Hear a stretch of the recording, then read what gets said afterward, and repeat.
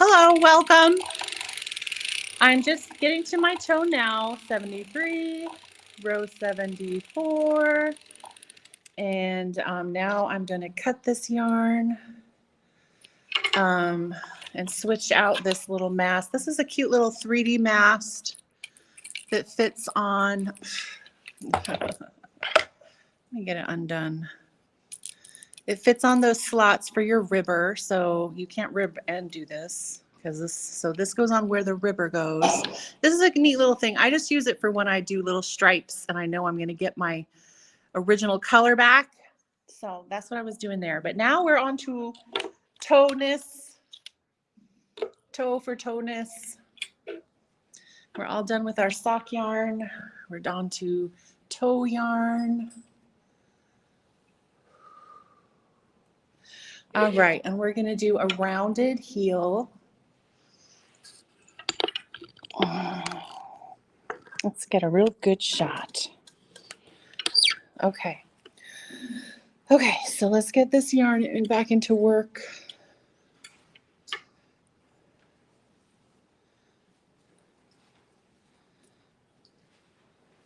Eek. I like to just hold that while it goes down. Okay, we are go for toe. So I'm at row 74. I start my toe on row 76. I like to get a couple rows in, especially if I'm ribbing. I definitely want to get it off. I like allow 4 rows. I like if I'm doing my toe at row 76, I'll get my ribber off 72, change yarn 74, start my toe 76. So we are go for toe. And you guys know what I like to say before my toe. We're going to make a good toe. It's going to be an awesome toe. We're not going to F up this toe. We're not going to ruin all our hard work for the whole sock. We're going to do a good job. It's going to be great. It's going to be the best toe in all the world. You got to let the universe know. All right, so I'm doing a standard. Oh, what's going on here? Okay. We're good. My yarn slipped out of my mast, so we're going to do a standard toe right up to the end. Who here uses a rounded toe already? Yeah? Who doesn't? All right. Okay. Just going to get my heel forks on board.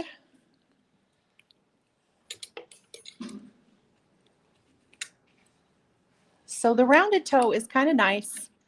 Gives a nice little round. If you don't round your toe, you get those hard corners.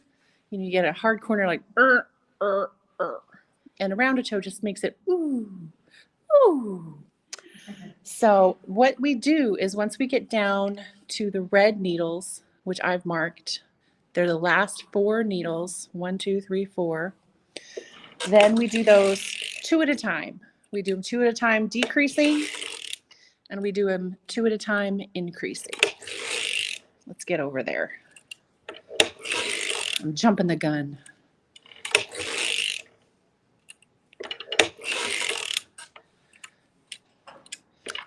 I made my own heel forks because I started with a vintage machine that didn't have anything.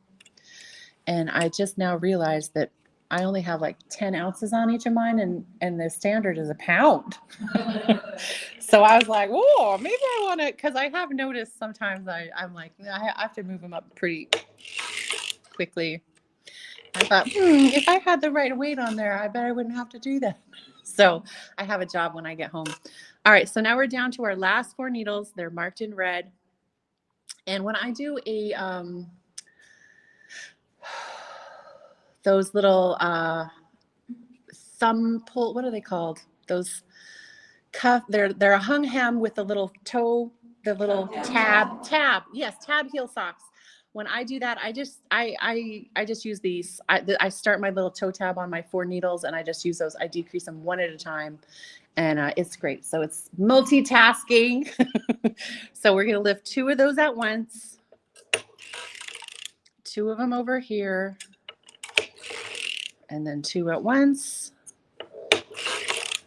2 at once. I'm gonna move my heel forks up for the final time. This is a 64 cylinder. And then we're gonna lower 2 at a time. You could, but I wouldn't. I probably would just do the 4. Yeah, you could do 2 at a time all the way down. See how it would be a very little short little rainbow instead of like a nice.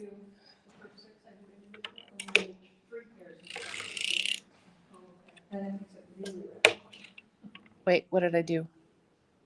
Am I decreasing oh, you guys, I lost track. No, okay, that should be down. This should be down.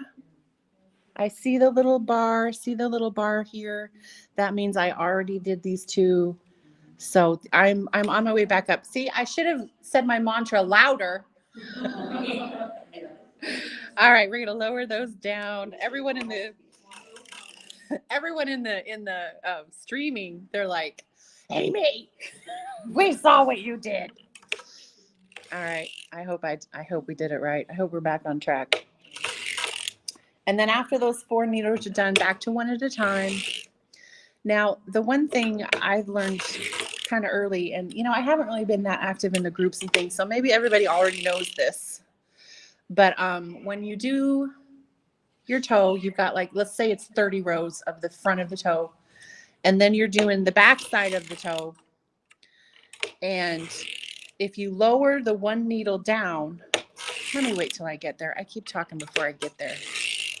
So we're almost back up to our target where we started. Ooh, I messed up over here, you guys. What did I do? I did. So I should put both of these down then. I really can't. 1, 2, 3, 4. 1, 2. I F this up, but proper. All right.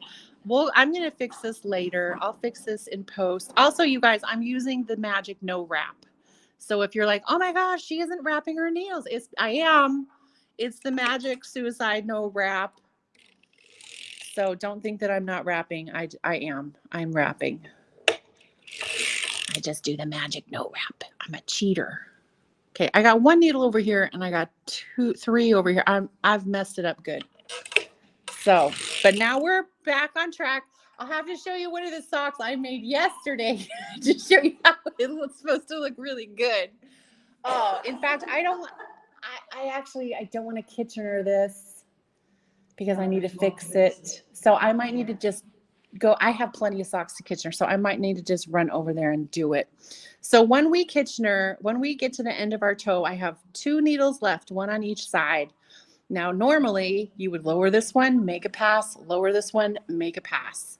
But then you put in your line of Kitchener. So you've got 30 rows on the front, 30 rows on the back of your toe, and then you put in another row, you got 31 now. And it's not, obviously it's not going to make a huge difference. It's just 1 row.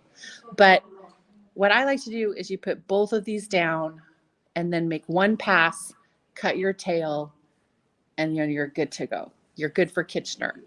I'm sorry, you guys online. I'm going to just be back so quick. I'm going to run quick like a bunny and get a sock to Kitchener. I'll be right back.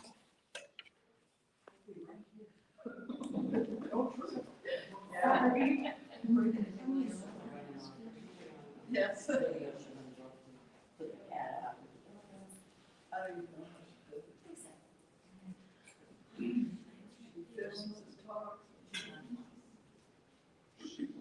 When you're saying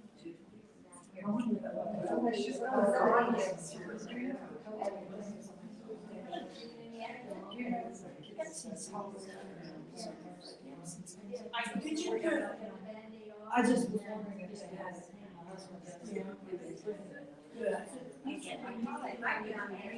you wait for like the last 6. I do, but if I start in both placements, it's good. I do 6 singles now into a shoe, 3 pairs of 2, get some Birkenstocks to wear, which means. But Erin loaned me hers. But then I do the same thing, I do 2 down, 2 down, 2 down, right, so you're back, and then do something like Birkenstock. Yeah. I say I do 5, I say 5 individuals, because I don't go back to the red mark, I stop one short. I wait there.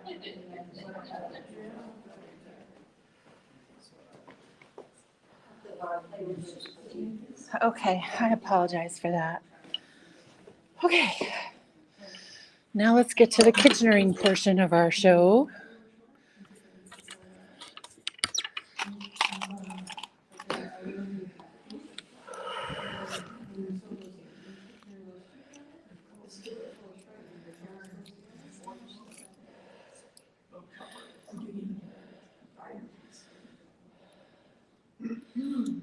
All right. I like to use a non-sharp needle, but I do like it a bit pointed. Just not sharp, because we definitely don't want to pick up any little strands from the waste yarn. Okay, so here's our sock as it was sitting on the machine. Here's our toe pocket. Here's the back. All of these were out of work. So since, I hope I didn't grab a bad one. No, that looks good. So there's how our nice rounded toe looks like when we don't F it up. And here is where our tail is coming out. Let's get all this stuff out of the way. So this side of our toe had lots of stitches being knit. These were all raised. These were all up out of work. Nothing was done over here, and fabric was being created over here. So that's why we have this big gap. We're going to bridge the gap. Let's get our needle on.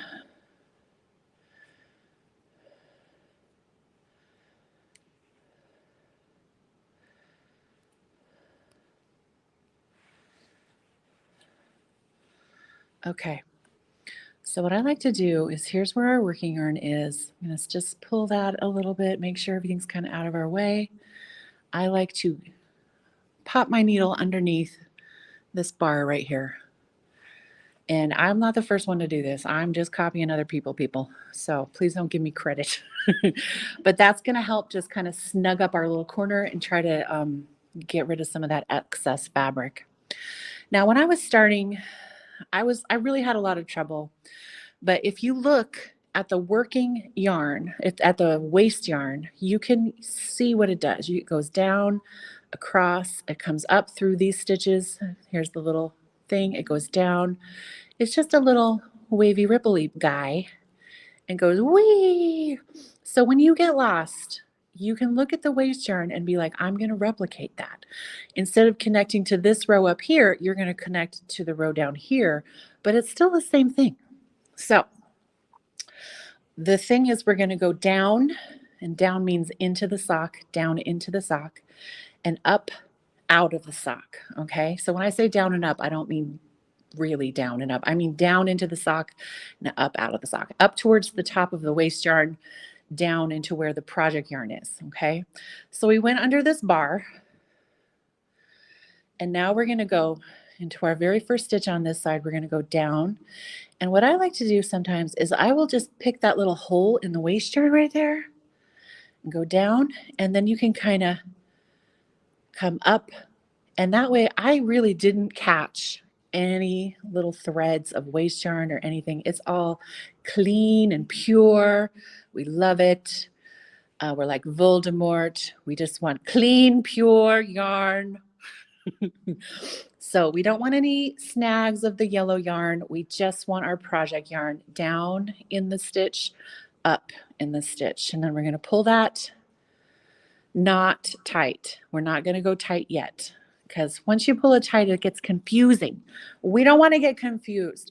So now we're going to cross over our big Grand Canyon from the front and the back of our cylinder, right? That's right here. We can tell because our waste yarn is coming out of that stitch. This is where our working yarn came out. So we're going to go down into this stitch. Again, we don't want any little waste yarn clinging to us. And we're going to come up in its neighbor right there. Check, make sure it's all good and clean. And I like to do it like maybe one more time. The next time, now we're starting to get into confusing territory, because we were just going stitch 1, stitch 2, stitch 1, stitch 2. Now we're going to go into what was stitch 2 the last time. It's already got threads coming. We've already put a stitch. We went down and then we came up out of the stitch. Now this is the first stitch for us. We're going to go down into that stitch that already has a stitch in it. We know that that's the one because this one is untouched. This one is a little virgin, okay? We want to get its neighbor, the one that has a stitch in it. So we're going to go down in this guy and we're going to come up in a little virgin neighbor. And at this point, we can pull this tight now. It's very scary, but we can do it. Hold hands, get your emotional support animal, pulling it, and I'm pulling it tight.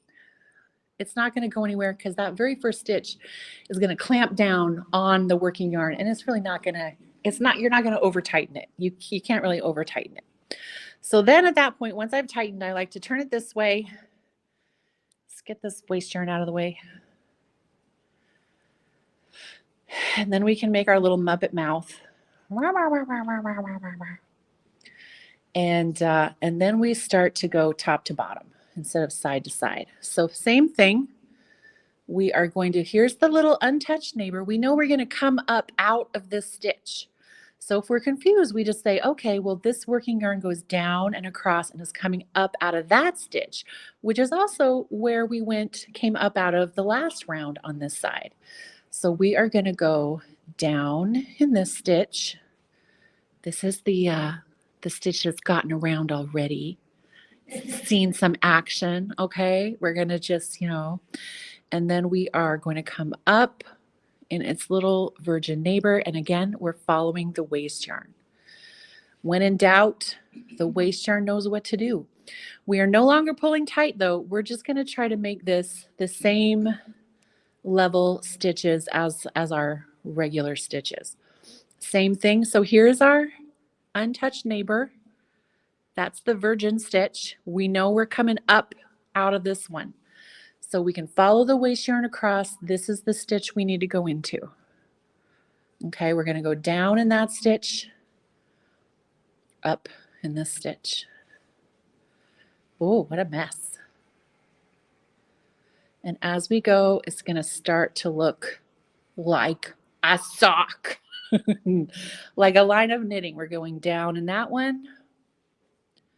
We're coming up in the untouched stitch next door.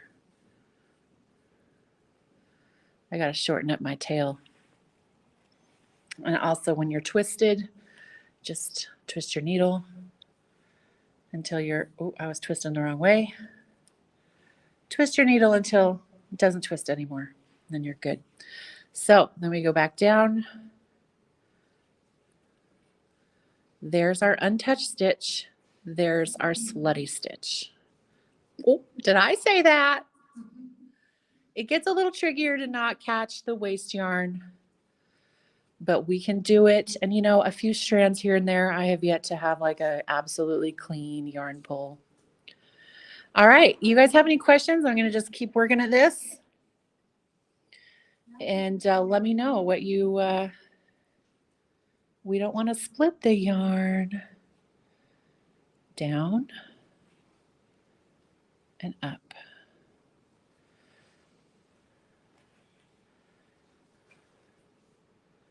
Down and up. So can I tell you guys a story? Mm-hmm. So Kitchener is named after Lord Horatio Kitchener, who was I don't know the right words. So let me just start this all saying, take it all with a big, huge grain of salt. It's, you guys ever watch that show Drunk History? That's the equivalent. Okay. So, you want to actually, fact check me if you want to actually, figure out what's real. But so basically this guy, Kitchener, Lord Kitchener, he was in charge of the, Department of War in England when World War I broke out. We're not going to pull these too tight. We want to replicate the stitch height of our actual stitches. Okay, so as you go periodically, you want to check the height. This one's a little tall, but it's okay. It's the very last one we did. All right, so Kitchener was in charge of the war. He was the war guy. He was, the general. And he kind of knew that this was not going to be a quick and easy little skirmish. Everyone else in the world was like, oh, we're going to be home by Christmas. Like, no big woo. We're going to kick those Germans' butts and we'll be home and it won't be anything major. Kitchener was a little bit more, pessimistic. He's like, I don't think this is going to go well. I think this is going to be a protracted thing. And so he immediately started trying to ramp up enrollment in the Army. He tried to ramp up munitions, weapons, factories making guns and ammo and all the things. And, as time went by, he was right. It lasted, almost 5 years, I think. And knitting became a very, very patriotic thing to do when you were at home in your country. In fact, there's stories of people who would pretend to knit. They would go out in public and they would pretend knit because they wanted like the social karma that would, the social capital that would come from that. And I have a book that talks about all the contests they would do in like elementary schools. And the kids would win prizes for the number of comforts that they would knit the soldiers overseas. And so knitting was a huge part of the wartime effort. They couldn't make, just going to check it. They couldn't make socks in a commercial high volume fashion that they can today. They had circular sock knitting machines. They probably had even the ones that could turn heel and toe, but that was a lot of man hours, whereas they could have a machine turn a long, long tube, and then they would just cut that tube and they would just hack it off, hem the top, sew a seam across the bottom. There was no heel, there was no toe. There was nasty, nasty seams. I mean, so many people. I thought I had scissors here. Oh, well. There were so many people who have talked to me on my live and they were like, oh my gosh, these socks don't have seams across the toe. That would be fantastic for me. I have sensory issues. This is a big problem. And imagine how those poor soldiers felt. And their boots didn't really fit right. They weren't excellently equipped with their, personal equipment. They often had to stick straw in their boots to try to get them to fit right and also insulate them. So it was a big problem. And they also were in these trenches that didn't have any sort of drainage. They were standing in mud and it was a real problem. So the feet would be wet all day long. If they were injured at all, that was like a death sentence for your feet. And they would get something called trench foot. And basically your foot would get gangrene from being in that condition for too long. And a lot of soldiers had their feet amputated because of that. And it was a bad scene. So like knitting socks for your soldiers was like number one on the list of things to do to help the war effort. And Kitchener said, hey, I don't want this nasty seam going across the toe of all these soldiers' feet. Figure out a way to graft it shut so there's no seam. And personally, I think that the knitters of the world had a way to do it. They knew to do it, but it was named after Kitchener. What we're doing now on our socks, they named it after Kitchener because he was so adamant about protecting those soldiers' feet. And I always love that story. And there's actually a picture of him in World War II. There's a picture that they made into a poster from the, how much time have I got left, you guys? What time is it? Have I been going too long? Am I okay on time? 2:25.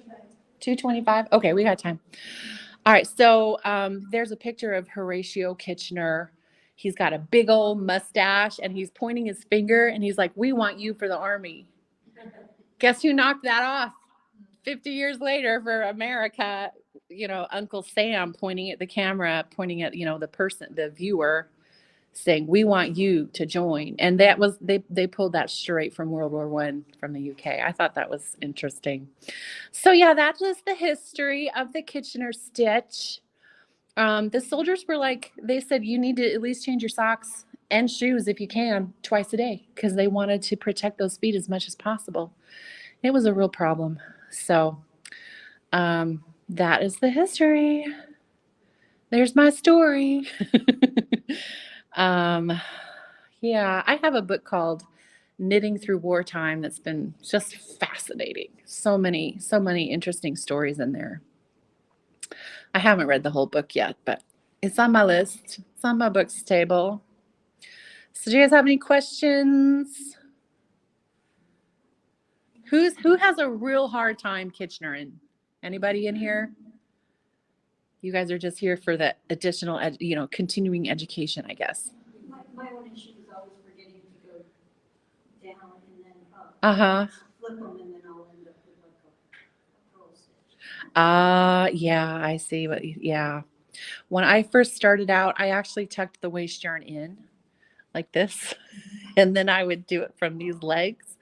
And it was very satisfying because I felt like I was sewing the mouths of my enemies shut. But I think it was Jamie who pointed out that if I do that, then if I ever wanted to do like an infinity scarf, then that waist yarn will never come out. So I was like, I better learn how to do it the other way. I think Kitchener was pretty difficult for me in the beginning. So when I finally got it, I made a video, and now people are like, that video helps me. I hear your voice when I Kitchener. So I'm happy to help people try and get it figured out.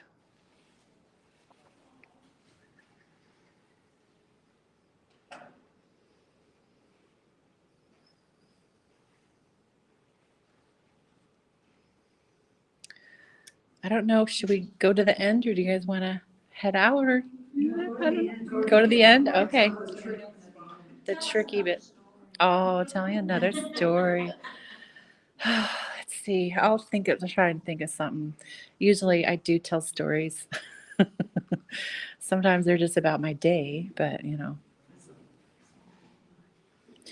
we don't want to miss the yarn pull. That's the best part.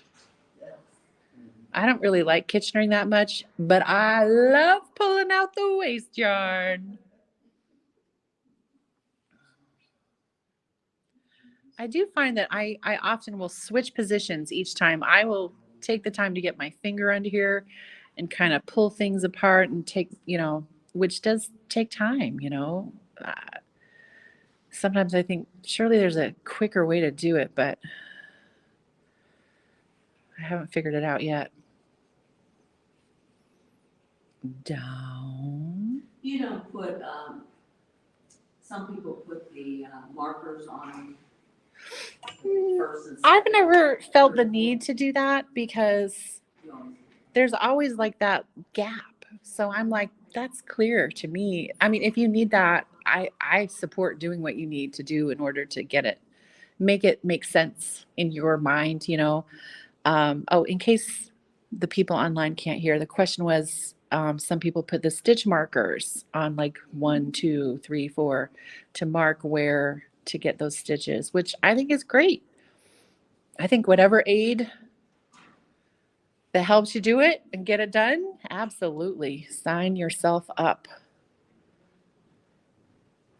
I usually get a real snaggy over here on this end. I don't know why, and I can see it. I see a little strand of yellow right there. But I guess we're just gonna have to deal with it.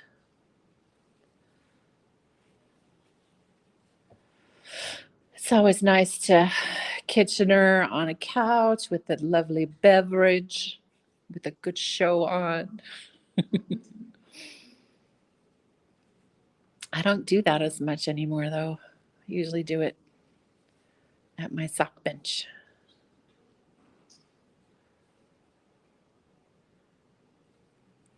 Have you ever tried the knitted, the 3 needle? I have not. I heard someone talking. The lady who did the shawl demo was talking about a 3 needle, and I have never heard of that. Might have to look it up. You can use it to. Is it a Kitchener? Is it a grafting or is it just joining? I'm with you. That was the first time I heard. Ah, I think it's more of a join. yeah, Like the seam underneath. more of a join with a Like seam the underneath. shoulders on a sweater and things like that. Uh-huh. Would be good. So people who don't like that seam, that probably wouldn't be for them. Yeah, and then of course, if you really don't like to Kitchener, you can always do the toe up. I've never liked toe up because I like my fabric as tight as I can get it. So that doesn't really lend itself to hanging that tow hem on the other side of the cylinder. And it's definitely harder to Kitchener when it's so tight. But see, I think I split that yarn. There we go. Someone won something. Or maybe it was that little boy in there who's knitting. I bet it was him. We got a little, is he 7? I think I heard. 11. Oh, 11. Okay, it was the family who had the 7-year-old and someone let the little girl sit and knit. She was 7. So we got a boy here at the conference today only. Yesterday too. Okay, so he was here yesterday. And as this morning, I heard his group was going to lunch, and he said, "Okay, well, I'm almost done with this. I'm going to ring the bell." And he's like, "Okay, well, we're hurry back." He said, "I'll wait for you. I'll ring the bell when she get back from lunch." Oh, it was adorable. So I think he just rang the bell, and we heard cheering and hollering and hooting. Is he also vending that boy? Nice. What is he selling? Yarn. He's a spinner. Oh, nice. He raises the sheep, shears them, spins. Ah, impressive. Oh, he's got a little homemade cash register. Okay, here we are at the end. The tricky part is beginning and ending. Now, if you do it like I did it, sometimes it comes out different, and I'm not ever sure, but usually when I do it, and I hardly ever change cylinders, so I don't know, maybe the cylinder change would make a difference, but I usually have, let me just get one more. I usually have, so I just did these top 2 stitches. I got one, this is our stitch that's gotten around. It's got a stitch in there already, and then we got this one untouched. That one's not, oh, and this one untouched. So we're going to do our down and up on the bottom, down, up, and then I just have one stitch left. I don't usually do the down up. I just go through the last stitch because the corner already has all the kind of fabric. We don't need to, it's fine. So now every stitch is secure. So if I didn't do the 2 on the bottom and then have one free, if I did 2 on the top and then there's one free, I'm definitely looking to see if I missed something. I'm looking at all of these. I'm going to check. And if I don't find something, I'm going to check it after I pull the waste yarn out and make sure there's not a little loop running around like a 3-year-old boy in his birthday suit, just happy as a clam, being naked as a jaybird. You know what I'm talking about. Sometimes those little loops, okay, I dropped my needle. Let's pick that up. Okay. So now it is our favorite time. I'm going to pull this waste yarn off. When I'm on TikTok live, I'm like, you guys, you're going to see the best thing you've ever seen all day. It's going to make your day. If you had a bad day, it's going to be better. I remember I ran out of this waste yarn. I thought it was longer and then it wasn't, so I had to add more. All right. We get it down to the last row, and then we milk it for all it's worth. I mean, how can you not? Oh, beautiful. A little snaggy. See now, if it comes apart quick, you can just pull, but see, this one isn't coming apart quick. So we're not going to pull that one. Let's start at the other end.